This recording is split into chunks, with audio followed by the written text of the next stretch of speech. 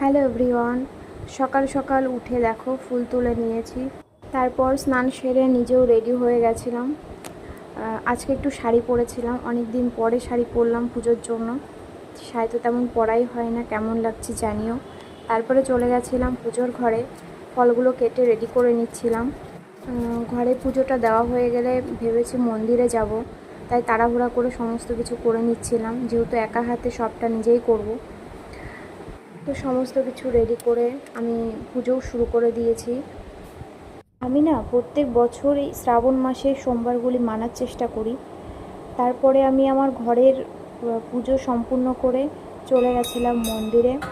তো মন্দিরে ভালোই ভিড় ছিল, সবাই পুজো করছিল, তো আমিও করলাম। তারপরে দেখো বাড়ি চলে এসেছি। আসার পরে ভাত বসিয়ে দিয়েছি, ডাল ভাত করব আজকে বরের জন্য। আর আমি আজকে ভাত খাবো না, তাই নিজের জন্য একটু সাবু করে নিয়েছিলাম। তো এই ছিল আজকের ভিডিও, কেমন লাগলো জানিও।